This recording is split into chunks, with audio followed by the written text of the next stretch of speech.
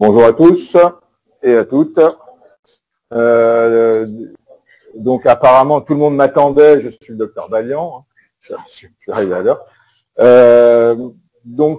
Quand Clément m'a proposé de faire quelque chose, j'ai pensé assez rapidement au dépistage du cancer de la prostate, parce que la sensation qu'on en a, c'est que c'est un sujet qui n'est pas si simple, qui est assez confus, touffu, contradictoire, voire hypocrite. Et donc, le but aujourd'hui, c'est de faire un peu un état des lieux et de donner des pistes, parce qu'il n'y a pas de consensus et de vérité absolue là-dessus. Et en tout cas, de vous donner les éléments de compréhension pour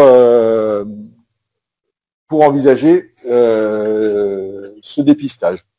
Donc, le cancer de la prostate, c'est une maladie statistique. C'est-à-dire que tout est basé sur la statistique dans le cancer de la prostate. Les traitements, les durées de survie, l'épidémio, les nomogrammes, etc. Donc, il y a une infinité de statistiques utilisables ou pas, valables ou pas. Et donc, il faut un peu réussir à faire le tri dans tout ça. Donc, quelques notions qui vont faire un peu l'arrière-plan ou la base de la réflexion là-dessus, c'est que il y a des idées reçues qui sont vraies et parfois pas complètement. Il y a des choses assez anciennes et des choses plus récentes et dont il faudra également tenir compte. Donc, c'est un cancer fréquent. Le plus fréquent chez l'homme et selon les années dans le trio de tête, tous sexes confondus, donc environ 60 000 nouveaux cas par an, c'est beaucoup. Si on ajoute ça aux cas déjà présents, qui vivent longtemps, ça en fait encore plus. 16% quand même du total des cancers et 28% chez l'homme, donc vraiment beaucoup. L'idée reçue de c'est un cancer pas méchant, d'évolution longue, etc. C'est vrai, mais pas que. Et on a environ 8-9 000 décès selon les années par an directement de cancer de la prostate. Donc c'est pas négligeable et c'est la troisième cause de décès en fréquence de cancer. Donc c'est pas non plus anodin. Et l'âge de décès médian, c'est un âge assez avancé. Ce qu'il faut voir également, c'est que dans cette fréquence, on a la prévalence du cancer de la prostate et le schéma classique, c'est qu'à 70 ans, il y a 70% des hommes qui ont un cancer de la prostate, qui se manifestera ou pas. À 80 ans, c'est 80%, 90 ans, 90%, à 100 ans, 100%, et à 110 ans, on ne sait pas. Donc, un des buts du dépistage, c'est de faire le tri de tout ça et voir pour quel patient ça va être utile, ça va leur apporter un bénéfice et également, c'est le principe du dépistage, pour la population générale. Je peux faire comme les professeurs, diapo suivante. Ah, j'adore. Une des choses qui est un peu nouvelle, à mon sens, et dont il faut aujourd'hui tenir compte dans sa pratique clinique, c'est ça, ce sont les facteurs de risque. Donc le facteur de risque, c'est ce que je viens de vous dire, c'est l'homme évidemment, et l'âge après 50 ans. On sait qu'il y a des cancers de la prostate qui arrivent plus jeunes. Il y avait eu il y a longtemps des études sur des accidentés de la route, et à 20 ans, on avait trouvé 8% de cancer de prostate déjà sur des accidentés de la route, mais qui allaient se révéler à 50, 60, 70 ans. Donc c'est pas pertinent comme donc l'origine ethnique afro-antillaise, donc cancer, donc sur risque de cancer de la prostate et parfois à un âge plus jeune et plus agressive. Il y a les formes familiales, là aussi c'est pas une nouveauté, selon j'entre pas exprès dans les détails pour qu'on ait le temps de discuter, selon le nombre de parents de première ou de deuxième ligne qui ont eu un cancer de prostate et à un âge de survenue plus ou moins jeune. Donc il y a des formes familiales. Il y a également les nouveautés génétiques qui sont un peu différentes de tout ça. C'est-à-dire que là, maintenant, on le sait et on l'a vu que certaines mutations génétiques sont des promoteurs supplémentaires de cancer de prostate. Donc, les BRCA1 et 2, et surtout le 2, et OXB13 qui est moins connu et moins utilisé.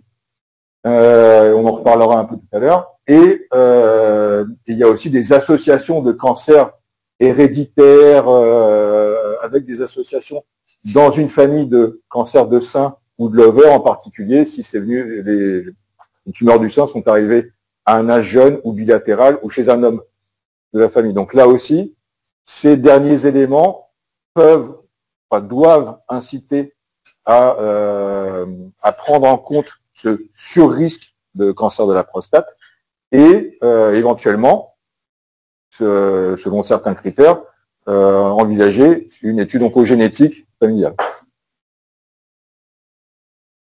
Ouais. Maintenant, quel va être l'intérêt ou le but d'un dépistage éventuel du cancer de la prostate? Et s'il y a une question comme ça et un point d'interrogation, c'est parce que je m'adresse à vous. Parce que tous, vous le faites, très certainement. Et pourquoi vous le faites? Qu'est-ce que vous espérez en tirer? Ou qu'est-ce qu'on vous demande? Parce que on en reparlera tout à l'heure, mais vous avez des correspondants urologues certainement qui vous incitent à faire certaines choses. Donc, qu'est-ce qu'on vous demande? Quel est le but? Qu'est-ce que vous attendez d'un dépistage éventuel?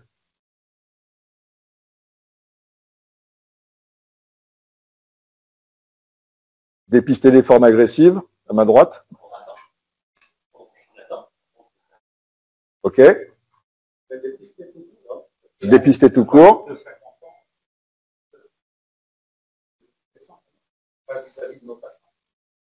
OK.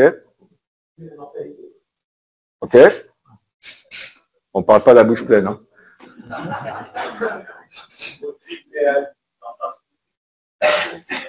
OK. Donc nous avons toutes les réponses sont bonnes, mais il y en a une qui est meilleure que les autres. Diapo suivante. Donc le vrai but, c'est celui-là. Parce que dans ce dépistage, on a tout entendu dans un sens et dans un autre, c'est on diagnostique trop de cancer de prostate, oui mais on les diagnostique mais ils sont pas graves, on va rien en faire, et oui mais si on passe à côté d'un cancer qui est agressif, comment on va faire, etc. C'est toute la question du dépistage en lui-même et du cancer de la prostate initial en général. Et on ne pourra pas répondre à toutes ces questions, parce que déjà j'ai pas toutes les réponses, et que le temps va nous manquer pour répondre à toutes ces questions. Mais vraiment, l'objectif que vous devez avoir aujourd'hui, c'est celui-là, c'est de voir le patient ou le groupe de patients qui va avoir un cancer localisé de la prostate et une forme agressive, c'est-à-dire le cancer qui risque de lui écourter sa vie à cause du cancer lui-même. Les cancers qui vont être, alors il y a plein de terminologies différentes pour ça, il y a les cancers significatifs, non significatifs, agressifs, peu agressifs, indolents, etc. On peut avoir plein de mots différents. Mais le peu agressif, le non évolutif, on n'a pas besoin de le dépister celui-là. Le métastatique, on n'a pas besoin de le dépister, il va se manifester tout seul. Donc le but, c'est cette fenêtre-là, de localiser agressif. Quels vont être nos moyens de le faire? Ça, c'est autre chose. Ouais. Les moyens, qu'est-ce qu'on a à notre disposition? Il n'y a rien de nouveau, c'est du classique. Le toucher rectal, un peu en perte de vitesse, le toucher rectal, hein. À la fois parce que ça prend du temps, qu'il faut savoir bien le faire, que la population est un peu plus réticente à tout ça aujourd'hui. C'est comme ça. Ça apporte une certaine part d'information, mais c'est pas très sensible comme examen. C'est la vérité. Et même les sociétés savantes reculent un peu sur le toucher rectal. Le PSA, c'est ça qui va nous concerner principalement aujourd'hui. On va en reparler plus largement après. Et l'IRM, on en dira un petit mot aussi. L'IRM, c'est un examen de deuxième ligne. C'est pas un examen de dépistage à proprement parler. C'est si un dépistage a montré ou incite à penser qu'il y aurait un cancer, à ce moment-là, ce sera l'IRM. Il n'est pas reconnu comme un examen de dépistage. Ça a été essayé, ça donne des informations, mais c'est pas pertinent pour le dépistage. Donc finalement, on va rester avec PSA essentiellement et tiferet rectal. Ouais. Donc le PSA, là aussi, il y a de l'ancien, il y a du nouveau. C'est un marqueur formidable, absolument formidable, et je pense que on aimerait bien avoir quelque chose comme ça pour tous les cancers, mais il a ses limites et ses défauts.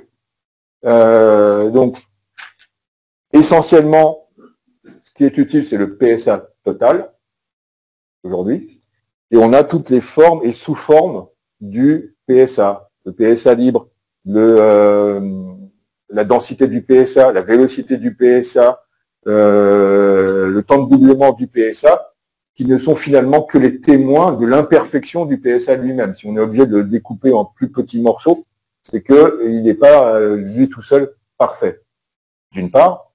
Et d'autre part, il n'y a pas que le cancer de la prostate qui modifie le PSA. Là aussi, je vous apprends rien.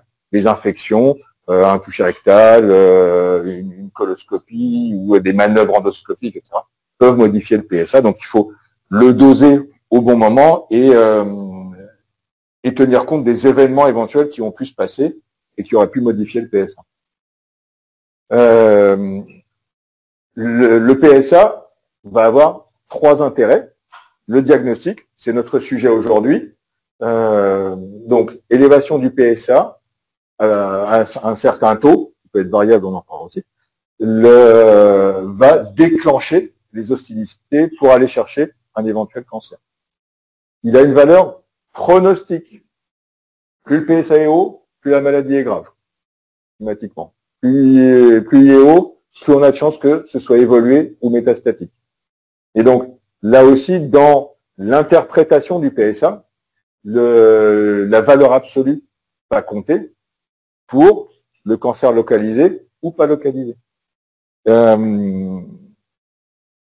Et enfin, pour le suivi, donc ça viendra plus tard, si on a découvert un cancer de prostate et qu'on lui a fait des traitements, ça servira à voir si ça récidive ou pas. Un petit chiffre comme ça, c'est que 70% environ des patients qui auront eu un PSA au-dessus de la normale n'auront finalement pas de cancer. Donc très bon marqueur, mais avec ses limites. Donc l'étape d'après, c'est de discriminer les patients chez qui on va aller plus loin. Ouais. Pour mémoire, une info certainement qu'on n'a pas souvent, c'est que le PSA, ça a un coût, mais pas très élevé, mais ça a un coût. Si on multiplie par le nombre de patients, et ben ça fait un certain poids pour la sécurité sociale et la société et les patients.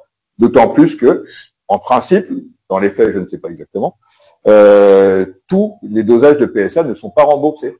Alors que dans la tranche d'âge où ça doit être fait, c'est remboursé une fois par an. Donc si on en prescrit 2, 3, 5, ben, les autres sont à la charge du patient. Et pour les gens qui ont un cancer de la prostate avéré et qui sont suivis, la Sécu rembourse 2 PSA par an. Voilà.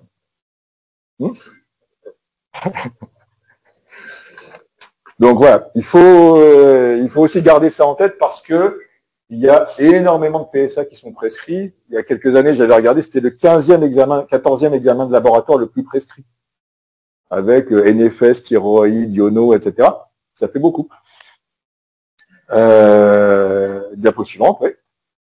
Donc, la question suivante, donc vous verrez, quand les diapos sont comme ça, c'est qu'elles s'adressent à vous.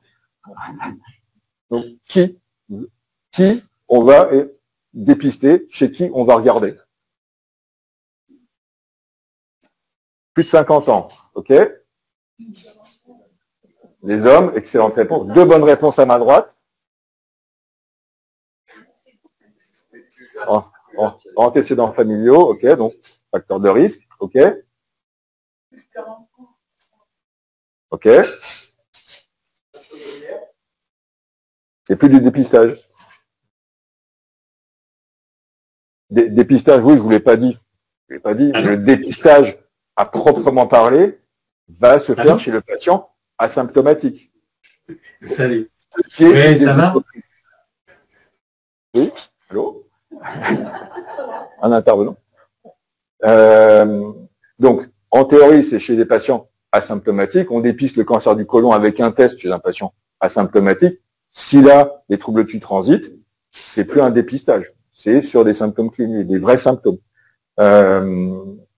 C'est une des hypocrisies de l'histoire de la prostate, parce que ces patients-là, qui ont un certain âge, ont aussi une hypertrophie bénigne et la plupart du temps des symptômes urinaires dont ils se plaignent ou pas, et le dépistage va être proposé à des gens qui n'ont pas de symptômes urinaires. Le dépistage. Pour les autres, ce sont les examens de diagnostic de la maladie prostatique pour laquelle ils consultent. Une petite subtilité. Donc, j'ai noté plus homme, plus de 50 ans, et plus jeune s'il y a des facteurs de risque. On dit rien de plus? Ok, suivante. Il nous manque des choses.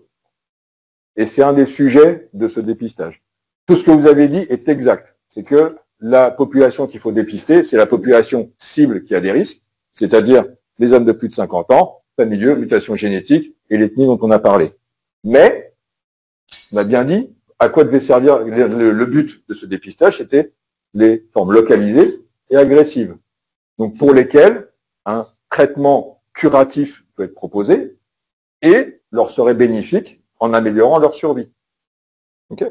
Et donc, les autres items sont très importants également. C'est-à-dire qu'il faut que la maladie soit curable, donc localisée, et pas palliative, une maladie métastatique, et que les gens aient une espérance de vie suffisante, 10, 15 ans.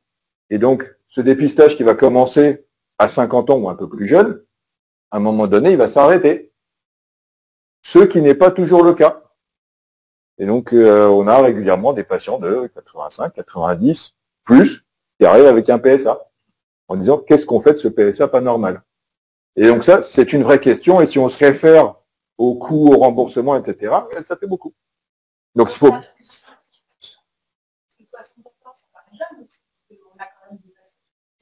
Vous voulez spoiler les diapos suivantes?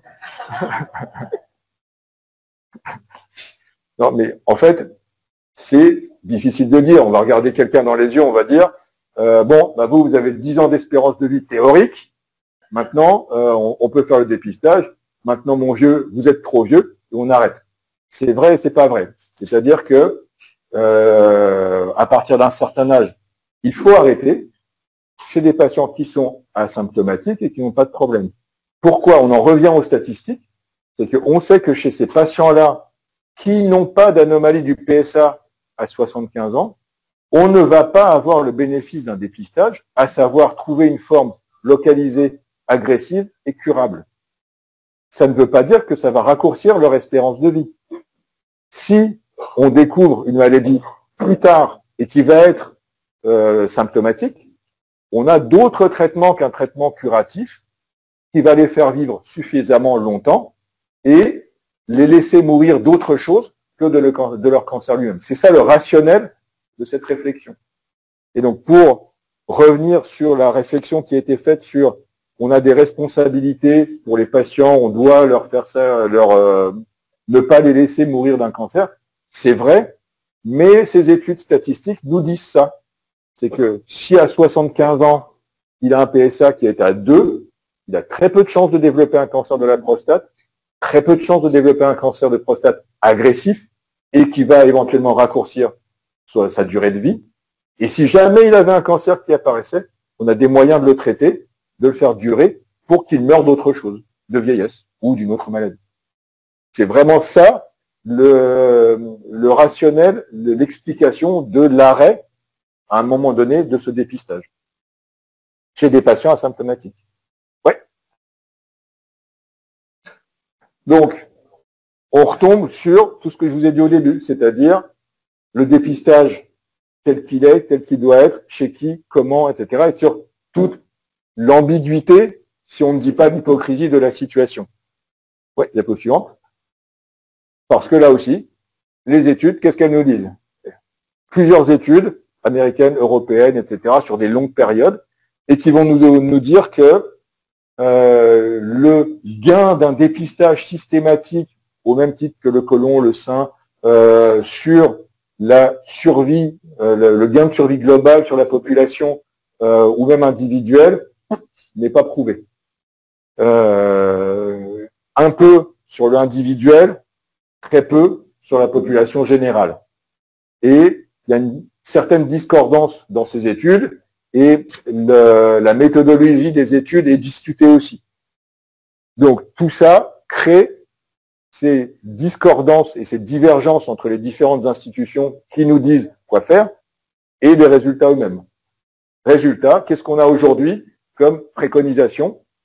Les autorités de santé en France nous disent pas de dépistage. Pas de dépistage systématique, c'est absolument pas obligatoire. Donc on n'est pas obligé de faire un PSA chez un patient de 50 ans. L'homme de 50 ans va recevoir son petit papier de la Sécu pour dire faites un test hémoculte, mais pour le dépistage du cancer de la prostate, il n'y a strictement aucune obligation. Et donc l'hypocrisie dit mais on peut proposer aux gens quand on les voit de faire quelque chose. C'est ça que vont nous dire les autorités de santé. Que disent l'Association française d'urologie? Elle préconise plutôt de faire systématiquement ce dépistage dans la tranche 50-75 ans et tout le reste qu'on a dit plus jeune s'il y a des facteurs de risque. Voilà. Parce que les études sont divergentes et qu'il n'y a pas un accord entre ces deux instances sur oui ou non dépistage systématique de toute la population générale. Dans les autres pays, il y a aussi des variations. Il y a, aux États-Unis, ils proposent de façon individuelle de faire entre 55 et 69 ans. En Suisse, c'est jusqu'à 70 ans. La Commission européenne, je ne sais plus, on se demande de quoi elle se mêle, mais propose jusqu'à 70 ans, je crois, un truc comme ça. Enfin bon, il y a plein de possibilités pour dire que on ne sait pas fondamentalement, on n'a pas la preuve absolue que ça va être utile individuellement, de façon significative et de façon générale. C'est pour ça que les termes dépistage et détection précoce, là aussi, cette espèce d'ambiguïté ou d'hypocrisie, c'est pas un dépistage au sens littéral de dépistage systématique, c'est détection précoce. Donc, on propose ça aux patients. Oui, suivante. Modalité, donc comment on va proposer ça? Vous connaissez le système maintenant. La question s'adresse à vous.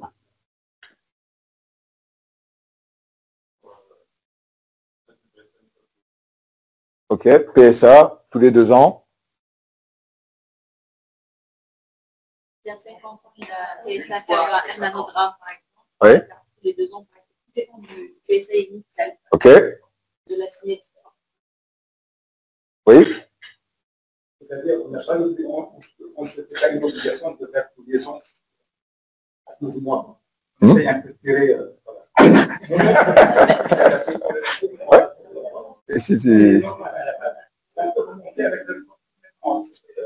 Et vous n'aurez aucune indication sur mon visage sur la bonne réponse ou pas.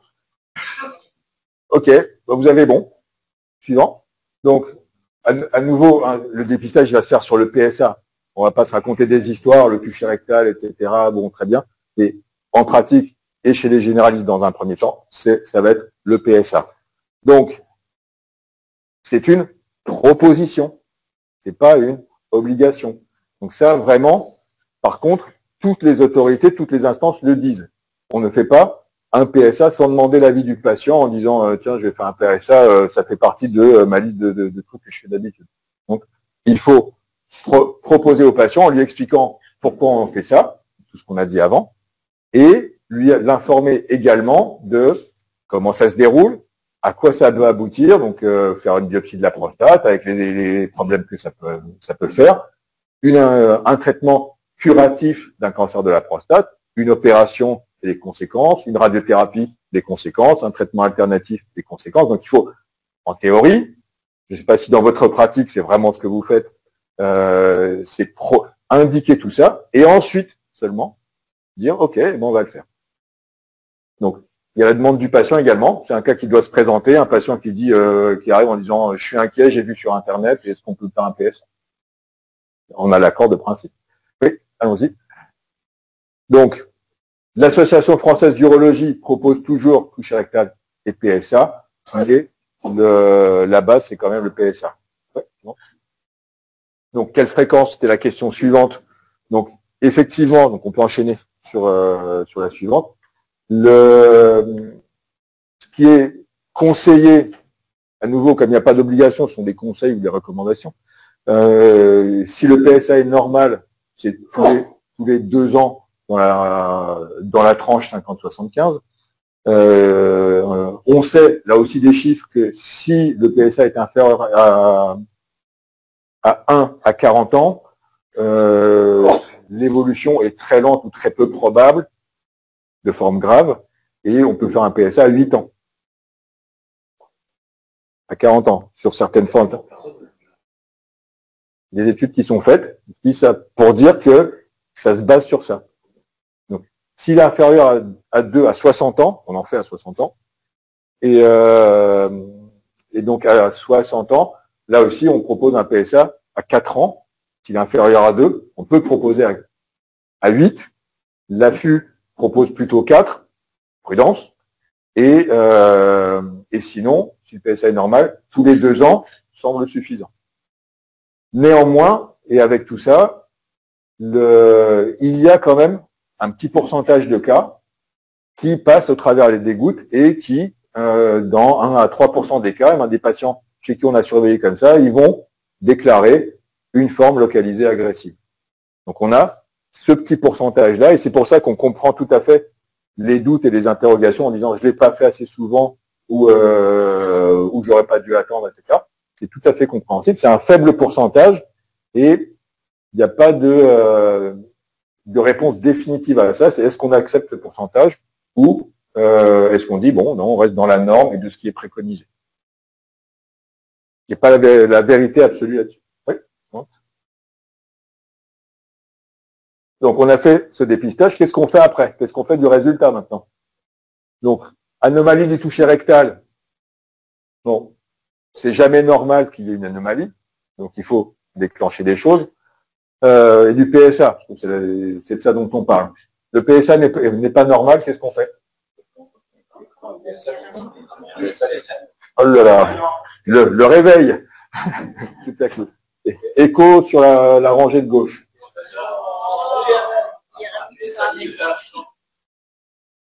Au-dessus de la normale. PSA total. La base, c'est le PSA total. OK. OK. Donc, j'ai PSA libre, contrôle à 3 mois, échographie.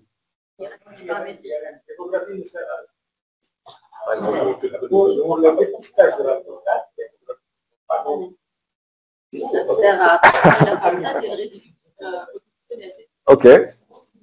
OK. Allons-y, suivant. Bon. Alors. On peut m'applaudir, je pense. Bon. Bon, bah, c'est bien, ça fait une base et on verra si on m'applaudit plus à la fin. Donc, si c'est un premier PSA, tout premier, le patient vient pour la première fois, on le contrôle. Au moins 2 semaines après,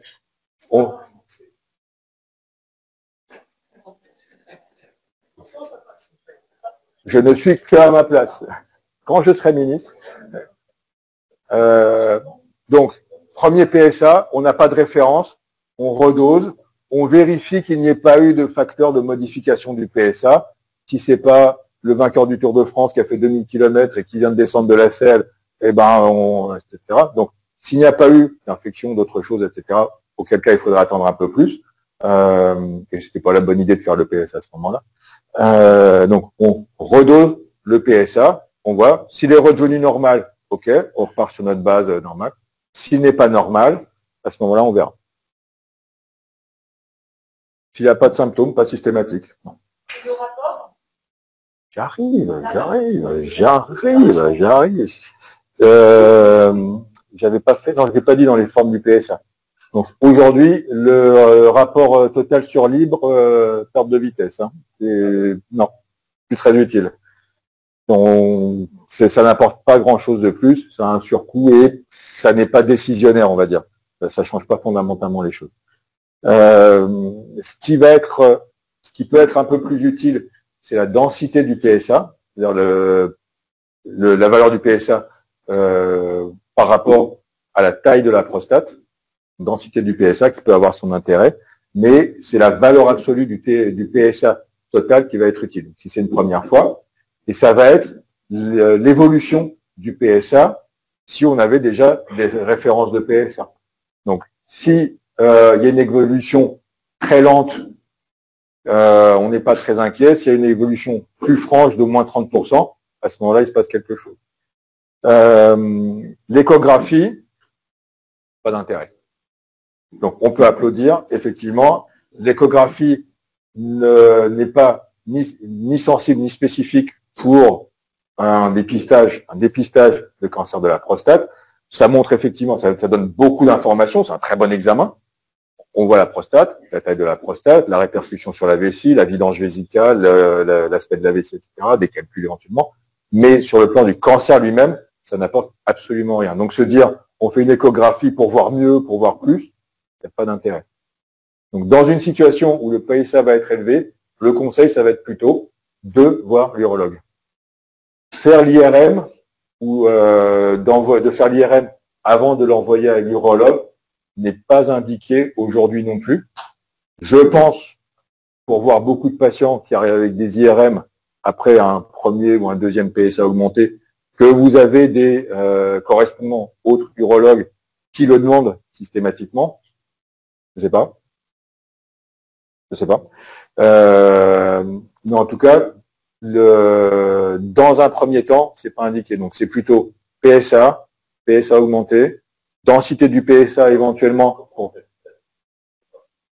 C'est donc PSA total sur le poids de la prostate. C'est là que l'échographie peut avoir un intérêt. Il faut PSA total, urologue. Écoutez-moi. Et parce que ça, c'est le premier élément. Le PSA, c'est le déclencheur. C'est le premier domino qui va commencer à tomber. Et la question, c'est de savoir si on va faire tomber tous les autres dominos derrière. Est-ce qu'on va faire l'IRM tout de suite, pas tout de suite? Est-ce qu'on va le faire chez tous les patients? Tout ça, ça va être jaugé, jugé par tout ce qu'on a dit avant et je vais pas dire l'expertise, parce que ça va être un peu prétentieux, mais l'analyse de l'urologue lui-même. Oui.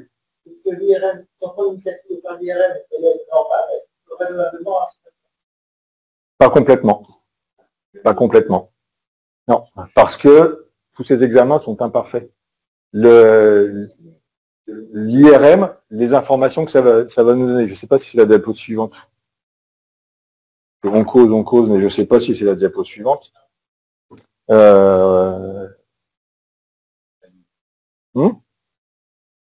Non, on redescend. Ouais, revient. Donc l'IRM, le PSA, c'est le déclencheur. Comme je vous l'ai dit, ça ne va pas forcément dire qu'il y a un cancer de la prostate, au contraire. Mais c'est le déclencheur. L'IRM, les informations que ça va nous donner, c'est on n'a pas de cancer de prostate agressif. Donc la classification de l'IRM, le score PIRADS va nous dire 1 et 2, il ne se passe pas grand-chose, ou s'il y a quelque chose, c'est pas grave. 3, on ne sait pas trop. Et 4, 5, il se passe quelque chose, il y a probablement un cancer, il faut aller plus loin. Et ça va nous permettre de repérer les zones sur la prostate qui vont être les cibles supplémentaires des biopsies. Donc, c'est ça le but de l'IRM. À nouveau, ce n'est pas un examen de dépistage. Le dépistage, c'est le PSA. Le PSA augmente, on va voir le spécialiste, et le spécialiste va dire on va plus loin, avec aussi tous les autres critères qu'on a vus avant. Il va examiner, la prostate est grosse, le PSA était à 10 il y a un an, il est à 10,5 au bout de 3 ans, il n'est pas très inquiet. Il était à 5 il est à 8, 6 mois après, là on est plus inquiet alors que la valeur est inférieure. Donc tous ces éléments-là vont être pris en compte. C'est difficile, hein, et on n'a pas de vérité à nouveau absolue là-dessus. Donc entre le toucher rectal, l'évolution du PSA, la valeur absolue du PSA, il ne faut pas se poser beaucoup de questions, c'est consultation du spécialiste si le PSA n'est pas normal. Le PSA lui-même, il y a différents seuils de PSA. Certains labos, c'est 2,5, d'autres, c'est 3, et ils utilisent 3. L'affût, on reste à 4. 4, c'est bien. Si vous avez des patients qui avaient un PSA à 6, vous l'avez envoyé à l'urologue, très bien, il a fait son petit machin, il a dit qu'il n'y avait pas de motif d'inquiétude, pas de motif de faire des biopsies, on reste comme ça. Si l'année d'après, vous faites le contrôle, 2 ans après, il est à 6, pas plus d'inquiétude, on n'a pas eu d'évolution. Qu'est-ce que ça va nous dire? Et ça, c'est la valeur pronostique du PSA, c'est que même s'il avait quelque chose, ça n'a pas évolué. Donc on est rassuré avec cet élément-là. Il y a peut-être quelque chose. Il a 70 ans, il a 70% d'avoir un cancer de chance d'avoir un cancer de la prostate, comme la population des gens de 70 ans, mais on sait que c'est quelque chose qui n'est pas grave s'il avait quelque chose. Ouais. Bon, on va voir. On va voir. On termine. Donc, pour finir, et en pratique, encore une fois, il n'y a pas de recommandation absolue, de définition, de consensus absolu. Moi, ce que je vous conseillerais, c'est ce qu'on a dit là, et ce qui semble être retenu, c'est 50 à 75 ans, et on a compris, j'espère, pourquoi on s'arrête à 75 ans et qu'on n'a pas besoin d'aller plus loin. On ne fait pas perdre des chances aux patients du tout et on les laisse pas tomber. On leur proposera d'autres traitements. PSA et toucher rectal annuel, ça rassure tout le monde, c'est tranquille. Et selon le niveau du PSA et l'évolution du PSA, c'est plutôt 2 ans, mais annuel, justement, on est tranquille avec ça. Plus, ça sert à rien. Ça sert à rien. On ne mésestimera pas un cancer agressif localisé si on ne le fait pas plus souvent. Okay? Si ce sont des patients asymptomatiques toujours, s'ils sont des symptômes, on le fait le moment venu à chaque patient et quel que soit l'âge. Donc c'était la dernière diapo question. Vous feriez un PSA, un dosage de PSA à quelqu'un qui a 85 ans? Non? Vous avez tort. Vous n'avez rien écouté. Donc si c'est pour un dépistage, non. Si le patient ne se plaint de rien, n'a pas besoin, non. En revanche, s'il vient avec des symptômes, des douleurs et quoi que ce soit, oui, on ne les laisse pas tomber, ces patients âgés. C'est vraiment un des points sur lesquels je voudrais insister, c'est que c'est pas parce qu'ils sont plus âgés qu'on les laisse tomber, on n'arrête pas la surveillance parce qu'on n'a plus rien à leur faire, on les opère plus, alors on s'en fout. C'est pas du tout ça. C'est que le dépistage ne leur apportera rien. S'ils ont des symptômes, à n'importe quel âge, on fait tous les examens nécessaires, l'IRM, la biopsie, une opération, les traitements, etc. Quel que soit l'âge. S'ils sont asymptomatiques, non. Parce qu'on va se retrouver dans la situation avec le type qui a 85 ans, il se plaint de rien, il a un PSA à 8, qu'est-ce qu'on en fait? On va faire des examens inutiles, des choses invasives éventuellement inutiles, et qui ne lui apporteront rien du tout.